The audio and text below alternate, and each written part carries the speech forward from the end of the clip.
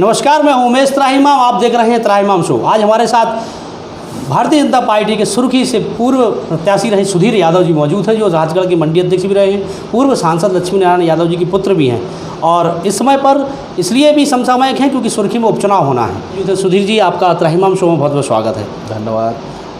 वह आपसे पहला सवाल मेरा ये होगा, ये जानना भी चाहेंगे कि आप जिस राजनीतिक शिक्षा दीक्षा जो आपको मिली है वो है कि जिंदा को मैं 5 साल इंतजार नहीं करती है। जिन परिस्थितियों में आप कांग्रेस से जनशक्ति पार्टी में आए थे और फिर उसके बाद भाजपा में आए थे, आज फिर भाजपा से आपको सुर्खी से टिकट भी मिला था। वर्तमान जो स्थितियां हैं उसमें आप क्या महसूस करते हैं भाजपा में आने के बाद? क्या कंफर्टेबल हैं? आपको लगता है कि सही निर्णय रहा भाजपा में आने के बाद? निश्चित रूप से कंफर्टेबल है, कहीं कोई शक की कोई गुंजाइश नहीं है। हम लोग भाजपा में आए 2007 में, 8 में, मेरा समझ 7-8 के लगभग, और पार्टी ने हमको 14 में लोकसभा दिया, 18 में मुझे विधानसभा दिया। तो कंफर्टेबल है। किसी पार्टी में पहुंचकर इतना सम्मान प्राप्त कर लेना एक अपने आप में बड़ी बात है। चूँकि आपके पिताजी जो हैं समाजवादी रहे हैं और आपने वो राजनीति भी बहुत बखूबी देखी है। समाजवादियों से बहुत उलट है भाजपा की राजनीति, भारतीय जनता पार्टी की राजनीति। जिस तरीके से वर्तमान में आपको जो उपलब्धियां मिल रही हैं या जो राजनीति के जो स्थापित लोग हैं बुंदेलखंड में, वो देखने में आता है कि ज़्यादा सपोर्ट आपको मिल नहीं पाता है उनसे और आपको पीछे ढकेलने की कोशिश करते हैं। कितना इत्तेफाक रखते हैं मेरे इस बात से आप? देखिए, राजनीति का जो खेल है वो मारकाट का तो है ही, उसमें तो कोई इशू है ही नहीं। अपने अपने लेवल पे लोग अपनी अपनी लाइनें बड़ी करना चाहते हैं और इसमें क्लैश होता है, लेकिन ऐसा भी नहीं है कि आदमी की उपस्थिति नहीं रहती है। आदमी की उपस्थिति रहती है हर जगह। मतलब मैं इस बात को ऐसे भी कह सकता हूँ कि कोई 5 स्टार होटल है तो वो भी चलता है और उसके सामने कोई एक छोटी दुकान चाय की है तो वो भी चलती है, तो उसमें रुकती नहीं दोनों बात, दोनों ही चलते हैं। लगातार जो स्थापित नेता हैं किसी भी दल के हों, वो जिस क्षेत्र से लड़ते हैं या विधायक बनते हैं तो वो बस चाहते हैं कि उसी क्षेत्र का प्रतिनिधित्व फिर से उनको मिले। वो लोकसभा में जो आपने टिकट खोया और अब जो चुनाव आ रहा है उसमें भी आपको मौका नहीं मिल रहा है, इसको कैसे देखते हैं आप? देखिए, क्या है, राजनीति के कई स्तर हैं।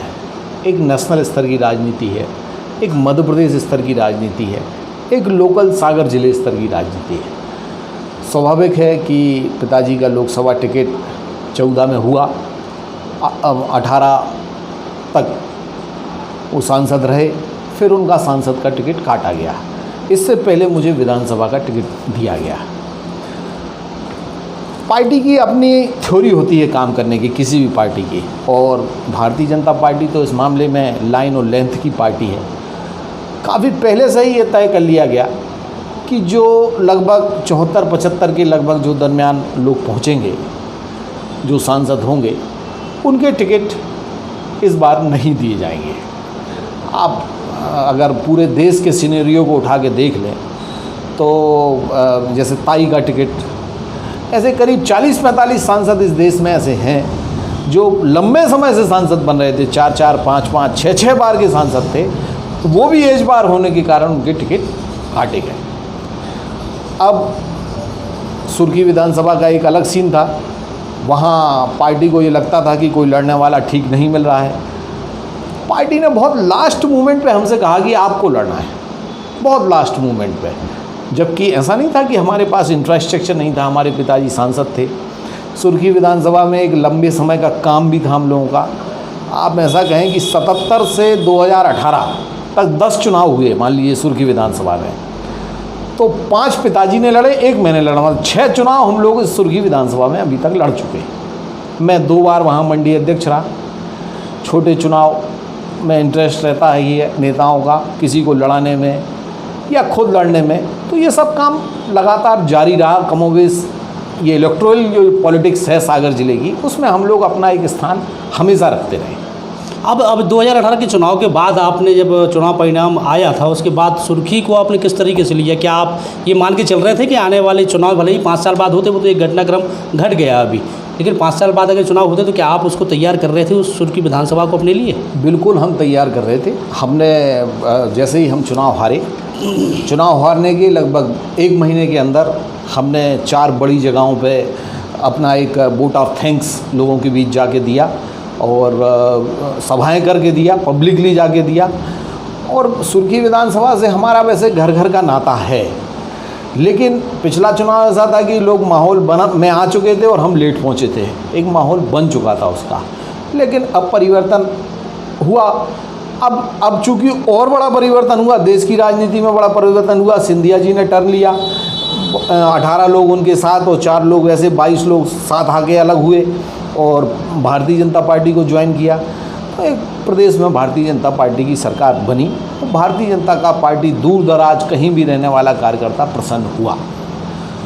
तो एक कष्ट तो अंदर रहता ही कि सीट छुड़ाई जा रही है या सीट जा रही है, लेकिन पार्टी के बड़े हितों में, बड़े हित देखते हुए ये एक सामान्य काम है। पार्टी हमारा जहाँ चाहे वहाँ उपयोग कर सकती है। मैं इस बात को आपको ये कहूँ कि एक नेता पार्टी की प्रॉपर्टी होता है, उसका जहाँ चाहे वो उपयोग कर सकती है, जब चाहे वहाँ सेल उसको कर सकती है। ये सारा दबाव, मानसिक विचारधारा के विपरीत दल में रहना और फिर टिकट के लिए मारामारी करना या जहाँ पे भी ना चाहते हुए वहाँ से आपको खड़ा कर दिया जाना या फिर जब हक जताने लगे फिर छुड़ा लिया आपको महरूम कर देना उस क्षेत्र से, तो ये लगातार दबाव नहीं आप झेल रहे हैं, आपका परिवार नहीं झेल रहा है? नहीं, राजनीति परिस्थितियों वश होती है, परिस्थिति किस तरफ के इंगित कर रही है। अब आप देखिए, जैसे शिवसेना कांग्रेस के साथ चली गई, तो एक परिस्थिति ऐसी डेवलप हो गई कि शिवसेना पार्टी को छोड़ के एक बड़ा गठबंधन, लंबे समय का गठबंधन छोड़ के कांग्रेस के साथ चली गई। तो ऐसी परिस्थितियां पैदा होती हैं राजनीति में। मैंने पहले भी कहा कि मैं जहां तक ये मानता हूं कि पार्टी हमारा कहीं ना कहीं उपयोग करेगी और जहां उसको उचित लगेगा वो करेगी। सुर्खी विधानसभा में लगातार आपके मुख्य प्रतिद्वंदी के रूप में गोविंद राजपूत रहे हैं और आज संभावित प्रत्याशी भी हैं, घोषणा नहीं हुई है। और जो भी जैसे भी वो राजनीतिक प्रतिद्वंद्विता रही, सबको पता है, हमें भी पता है, आपको भी पता है। किस तरह कंफर्टेबल आप महसूस कर रहे हैं, आप उनके लिए काम कर रहे हैं? हम तो पार्टी का काम कर रहे हैं, पार्टी को जिताने का प्रयास करेंगे, पार्टी के लिए है, कोई दिक्कत नहीं। और चूँकि वो पार्टी में आए हैं, हम लोगों के साथ आए हैं और हमारा कोई मतलब ऐसा नहीं है कि उनसे आज का वो हो। लगभग हमने 22 साल उनसे लड़ाई लड़ी है, लोकसभा भी लड़ा उनके खिलाफ, विधानसभा भी लड़ा, जिला जनपद भी लड़े उनके खिलाफ, या उनके लोग रहे या हमारे लोग रहे, आमने सामने ये सब लड़ाई चलती रही। कांग्रेस में थे हम, जब भी उनसे लड़ते थे। भाजपा में आए तो सामने सामने ही लड़े। अब चूँकि वो भाजपा में हैं तो स्वाभाविक रूप से कि हम इकट्ठे हैं। जब सुर्खी की परिस्थितियाँ बदली अभी वर्तमान घटनाक्रम के बाद, तो सुर्खी विधानसभा के 3 महत्वपूर्ण कारक जो थे, आप उनमें शामिल हैं। पूर्व विधायक पारुल साहू जी और पूर्व प्रत्याशी रहे रायन सिंह मुगलपुर, तीनों असंतुष्टों की श्रेणी में आए शुरुआती दौर में। और शुरुआत में आपने भी नाराज़गी व्यक्त की थी, उसके बाद डैमेज कंट्रोल की कोशिशें की गई, ऐसा हम लोग को जानकारी है भाजपा के द्वारा। लेकिन आज फिर भी कोई भी सार्वजनिक प्लेटफॉर्म पर आकर पारुल साहू और रायन सिंह मुगलपुर ने समर्थन अभी तक नहीं दिया है पार्टी के प्रत्याशी को या गोविंद राजपूत। लेकिन आप लगातार उनके कार्यक्रमों में सहयोग कर रहे हैं, क्षेत्र में जा रहे हैं, तो क्या लोगों में जैसे चर्चा का आम चर्चा है कि आपने समझौता कर लिया, ऐसी कोई स्थिति है क्या? नहीं, समझौता और ना समझौता जैसी कोई बात है ही नहीं। मैंने पहले भी कहा कि हम पार्टी के सिपाही हैं और पार्टी के लिए काम करेंगे। पार्टी हमें नागालैंड भेज देगी काम करने तो हम नागालैंड में करेंगे, कोई इशू नहीं। जहाँ पार्टी ने लगाएगी वहाँ हम काम करेंगे और वही काम कर रहे हैं। आपकी नाराज़गी को कितनी तवज्जो दी है पार्टी ने? अब ये तो पार्टी के नेता बता सकते हैं। जहाँ तक नाराज़गी की बात है तो मन व्यथित तो होता ही है, ऐसा तो है नहीं कि कोई हम भगवान हैं या कोई वो है, तो मन व्यथित होता है। और अपनी जो भी अपना जो भी पक्ष है वो पार्टी के सब बड़े नेताओं के सामने रखा है। अपने चुनाव की पुरानी क्या परिस्थितियाँ रहीं, मैंने इसको बड़े नेताओं से बात करने में कहा कि हम जब चुनाव हारे तो शायद किसी ने हमसे नहीं पूछा कि क्यों हार गए, क्या क्या प्रक्रिया थी क्या। लेकिन अब समीक्षा गली गली चौराहे चौराहे होगी। अब मीटिंगों में होगी, मंचों पे होगी, सब जगह होगी, पुराने इलेक्शन की समीक्षा अपने आप होगी। तो ये हमारी किस्मत है कि आज 14-15 महीने बाद जो इलेक्शन हम हार गए थे उसकी समीक्षा अपने आप होने लगती है। कोई पार्टी ने आपको आश्वासन दिया है सत्ता में कहीं स्थान देने का? नहीं, ऐसा कोई इशू ही नहीं है। पार्टी का आश्वासन और ना आश्वासन देने का कोई इशू ही नहीं है। हमने पहले भी कहा कि पार्टी ने हमें लोकसभा दिया है, विधानसभा दिया है और अच्छे स्तर पे रखा है हमेशा। हमें ऐसे कभी कोई कमी महसूस नहीं हुई है कि हमें ना पूछा जा रहा हो। अब थोड़ा बहुत तो राजनीति में उठापटक होता ही है। जिस स्तर की आपकी अदावत थी गोविंद राजपूत जी से और अब उनके कामों में, उनके जनसंपर्क में आप जा रहे हैं, उनकी तरफ से आप पर कितना विश्वास किया जा रहा है? क्या सिर्फ दिखाने के लिए, आपके सुर्खी क्षेत्र में जो समर्थक हैं उनको दिखाने के लिए, क्या जनता को ये बताने के लिए कि सुधीर यादव हमारे साथ हैं? तो अंदरूनी कितना आप फील कर रहे हैं कि ईमानदारी से वो आपको स्वीकार कर रहे हैं, आपकी ताकत को वो मान रहे हैं? विश्वास और अविश्वास का कोई मामला ही नहीं है। मैंने पहले भी कहा कि हम पार्टी के सिपाही हैं और पार्टी के लिए काम कर रहे हैं। इसका अविश्वास का कोई इशू नहीं है, ना ही कोई बहुत विश्वास का इशू है। राजनीति का जो खेल होता है, राजनीति के खेल में जैसे एक सिस्टम चलता है, ऊपर के लेवल पे बड़ा फैसला हुआ है, उनने भी बहुत बड़ा फैसला किया है, रिज़ाइन किया है। रिज़ाइन करने के बाद बड़ा त्याग किया है। भारतीय जनता पार्टी की सरकार बनवाई है पूरे प्रदेश में और पूरे देश में एक बात खड़ी हुई है पार्टी की फिर से।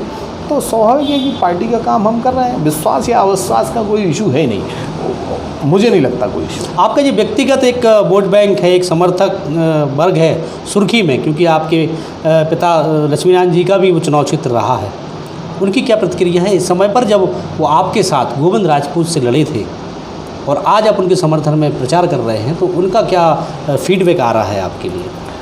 देखिए, क्या है कि कुछ जब बड़े निर्णय होते हैं तो उसमें थोड़ा नेगेटिव पॉजिटिव तो होता है। पहले नेता इकट्ठे होते हैं, मान लीजिए 2 नेता इकट्ठे हो गए, फिर पार्टी के छोटे नेता इकट्ठे होते हैं, उसके ऊपर तीसरी स्टेज में वो जनता, वो वोटर इकट्ठा होता है। ये 3 स्टेजों का काम है। तो धीमे धीमे लोग इकट्ठे हो रहे हैं, बात अपनी नीचे लगते जा रही है, नाराज़गी है तो उनको दूर किया जा रहा है। आपको अपना भविष्य कितना उज्जवल लग रहा है भाजपा में? देखिए, भाजपा एक ऐसी पार्टी है जो काम करने वालों को, या राजनीति में काम करने वालों को, या राजनीति में जीने वालों को पीछे नहीं छोड़ती, आगे ही लाती है। हाँ, कुछ नेता हो सकते हैं कि उसमें खिलाफियत करते हों किसी की, लेकिन उसका बहुत ज़्यादा इम्पैक्ट नहीं आता है। पार्टी कार्यकर्ता आधारित पार्टी है, इसका एक कैडर है और वो कैडरों के उसी कैडर के आधार पर ही ये निर्णय लेती है।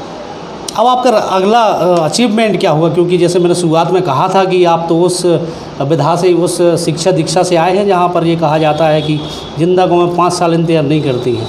आप कितनी देर शांत बैठेंगे, ये अनुमान लगाना, लोग समझते हैं कि ज़्यादा दिन सुधीर यादव या लक्ष्मीनारायण जी शांत नहीं बैठने वाली। राजनीतिक हिस्सेदारी, जनप्रतिनिधि बनने का जो एक जो शिक्षा है नेतृत्व करने की, जो ललक है, वो आप में कभी शांत नहीं रहती और एक अच्छे राजनेता की यही निशानी है।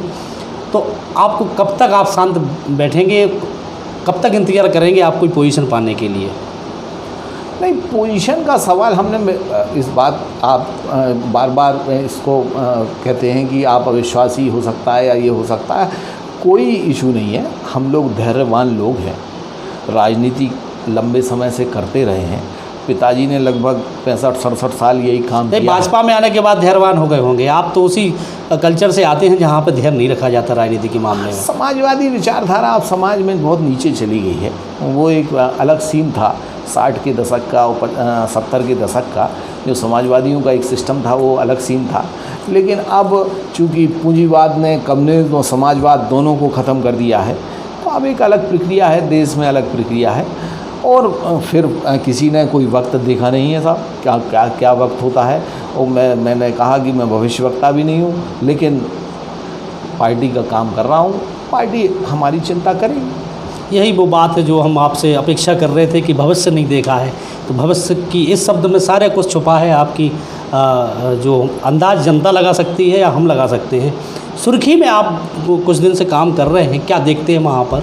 जिस तरीके से खबर आ रही है कि भारतीय जनता पार्टी का कार्यकर्ता उन्हें स्वीकार करने के लिए तैयार नहीं है, नहीं कर रहे हैं, क्यों नहीं करेंगे। पूरी पार्टी के समस्त बड़ा नेतृत्व, हमारा शीर्ष नेतृत्व, मध्य प्रदेश स्तर का नेतृत्व उनके साथ है, तो लोग सहयोग कर रहे हैं। थोड़ी बहुत नाराज़गी हो सकती है, क्योंकि दो विचारधाराएं जब अलग अलग स्थिति में होती हैं, दोनों का वोट अलग अलग है। तमाम प्रकार की जो चीज़ें हैं, ये जो व्यक्ति जो भूल नहीं सकता है। आप राजनीतिक होने के नाते भले ही स्वीकार ना करें, लेकिन एक दावे के साथ कह सकते हैं कि इंसान होने के नाते आप एक दिन जेल गए थे, वो नहीं भूलेंगे। तो किस तरीके से ये आपका कहना सही है कि जेल में ज़िंदगी में पहली बार गया तो कभी नहीं भूलूंगा, बिल्कुल सही है। लेकिन कुछ कारक ऐसे होते हैं कि समय अपने आप अपनी गति तय करता है। परिस्थिति अपने आप एक स्थिति ऐसी पैदा करती है कि आदमी को उस स्थिति में जीना पड़ता है। उसको कोई दूसरा रास्ता नहीं रहता है या कोई दूसरा सिस्टम नहीं रहता है, और उसके चलते वो काम करता है। अब ऐसे तो नेतागिरी में संघर्ष का नाम ही राजनीति है। बड़ों से संघर्ष करिए, छोटों से संघर्ष करिए, कहीं ना कहीं संघर्ष करते हुए आगे बढ़िए, यही राजनीति का मूल सिद्धांत है। अब उठापटक तो है ही दुनिया में, राजनीति का मूल जो कल्चर है वो उठापटक का ही है। तो हो गई बात, इतने में गंगा में बहुत पानी बह गया, उसके बाद और पानी बह गया। जी हाँ, आपकी बात ये अनुभव का जो शब्द है वो आपकी बातों से झलकता है कि आप बहुत गंभीर राजनेता के रूप में स्थापित हो चुके हैं। आपने वो जो लक्ष्मी नारायण यादव जी की विरासत है वो बखूबी आप संभाल रहे हैं। एक आखिरी क्वेश्चन था कि सुर्खी में अभी आपसे मैंने पूछा था भारतीय जनता पार्टी के कार्यकर्ताओं के बारे में, अभी मैं पूछना चाहता था कि जितने आप कर रहे, जो भी आपका अनुभव है चुनावी राजनीति का, सुर्खी की जनता का मत आप क्या देख रहे हैं इस समय पर? जो कांग्रेस जो आरोप लगा रही है आपके प्रत्याशी के खिलाफ, दल बदल का जो माहौल है और जिस तरीके से आक्रोश हम लोगों को मिल रहा है, वो कितना सही मिल रहा है और आपका क्या आंकलन है? क्या देखिए, कोई भी चुनाव की दिशा, उसमें कैंडिडेटों की बात तय होती है। आज भारतीय जनता पार्टी का प्रत्याशी तय है, कांग्रेस का प्रत्याशी अभी तय नहीं है। तो जिस दिन कांग्रेस का प्रत्याशी आएगा उस दिन उस चुनाव की दिशा उसकी तय होने लगेगी। रिजल्ट क्या आएगा ये तब भी तय नहीं होगा, लेकिन चुनाव किस दिशा में जाएगा और कैसे टर्न लेगा, ये थोड़ा थोड़ा रास्ता, वो कहते हैं ना, काम अपना रास्ता खुद बताने लगता है। तो पहले कांग्रेस पार्टी अपना प्रत्याशी तय करे, उसके बाद चीज़ें अपने आप ऊपर आने लगेंगी कि आदमी अपने आप आकलन करने लगेंगे सब चीज़ों का। जी हाँ, बिल्कुल, ये देखना बहुत दिलचस्प होगा, बहुत दिलचस्प होता जा रहा है सुर्खी का चुनाव। और आप के बारे में ये ज़रूर हमने नोटिस किया है कि आप तो ज़रूर इतनी सब घटनाक्रम के बाद गोविंद राजपूत के साथ कंधे से कंधा मिलाकर खड़े हुए हैं, लेकिन आपके पिता लक्ष्मी नारायण यादव जी बहुत कम देखे जा रहे हैं। और वो एक सारा जो घटनाक्रम और आपके और गोविंद राजपूत के संबंधों में जो नरम और गर्म स्थितियाँ रही हैं, उन चीज़ों का बखूबी समन्वय आप लोग बनाए हुए हैं। आप उनके साथ हैं। लक्ष्मी नारायण यादव जी जब बड़े नेता आते हैं या कोई बड़ा कार्यक्रम होता है तब वो मंच पर दिखते हैं, तो ये समन्वय चल रहा है, आप उसे बखूबी निभा रहे हैं। भविष्य के गर्त में छुपा हुआ है कि क्या होगा, और हम आपको उम्मीद करते हैं कि आपको और अवसर मिले आगे। आप सदन में पहुँचे, आप त्राहिमाम में आए, आपका बहुत बहुत धन्यवाद सुनील जी। उमेश जी, आपका भी बहुत बहुत शुक्रिया। आपके सवाल जो रहते हैं वो तीर की तरह रहते हैं। मैं कई प्रेस कॉन्फ्रेंस में जाता रहता हूँ, हमेशा नेताओं के साथ हम लोग मूवमेंट में रहते हैं, तो एक जो पत्रकारों की भीड़ होती है उसमें से जो सवाल आपका रहता है वो थोड़ा अलग, हटके और एक ज़रा तीर की तरह दिल में चुभने वाला होता है। तो आपका भी बहुत बहुत धन्यवाद। आपका त्राहिमाम टीवी जो व्यवस्था है वो आगे और अच्छा रन करे, आप अच्छा काम करें। ढेर सारी शुभकामनाओं के साथ धन्यवाद। बहुत बहुत धन्यवाद आपका आए। तो हाँ, आज हमारे स्टूडियो में सुधीर यादव जी आए थे और उन्होंने जिस तरीके से परिपक्वता अपनी दिखाई है और जो निर्णय लिया है, भले ही पूरे सागर की और कांग्रेस और भाजपा दोनों ही दल के नेताओं की निगाहें लक्ष्मी नारायण यादव के परिवार पर लगी हुई हैं कि वो क्या करने वाले हैं, चूँकि ऐसे घटनाक्रम घट चुके हैं जो सभी जानते हैं।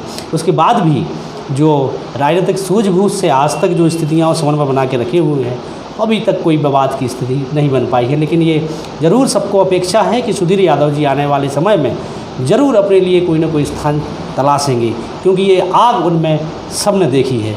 बिना किसी स्थान के किसी नेता को रहना भी नहीं चाहिए। आप लगातार जुड़े रहिए त्राहिमाम के साथ। अगली पेशकश में आपके साथ फिर हाजिर होंगे। नमस्कार। श्री श्यामनगर सदर बाजार झांसी बस स्टैंड से मात्र 3 किलोमीटर दूर धामानी रोड कुराड़ी में आवासीय प्लाट उपलब्ध मात्र 200 रुपए वर्ग फुट में। श्री श्यामनगर में हर साइज के प्लाट उपलब्ध हैं। श्री श्यामनगर में उपलब्ध प्लाट में आपको मिलेगी तमाम विशेष सुविधाएं। Shri Shyamnagar main gate, diversion, 24 foot चौड़ी सड़क के साथ ही पानी निकासी के लिए पक्की नाली, बिजली व्यवस्था, धार्मिक स्थल, पानी के लिए 2 कुएं और 2 बोर के साथ ही नल कनेक्शन भी यहाँ मिलेगा। फिर देर किस बात की, आज ही श्री श्यामनगर में पधारिए और अपनी पसंद का प्लाट खरीदिए। संपर्क करें मुकुल यादव, मोबाइल नंबर 6263967578, देवेंद्र यादव 9098846948।